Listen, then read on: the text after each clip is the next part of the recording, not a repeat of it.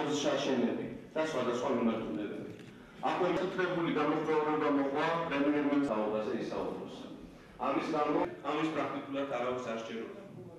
გამყარების მხრიდან ცივილიზაცია მეცაცხლებით ახლა რეხმა სისტემის დამონაშებასთან დაკავშირებით რომლის ინფორმაციატორი აგროპროექტები და ამ პროგრამის მეორე და მესამე კომპონენტის ფარგლებში დღეის მდგომარეობით კახეთის რეგიონში ხორციელდება 65 მილიონი ლარის ღირებულების სხვადასხვა ინფრასტრუქტურული პროექტები.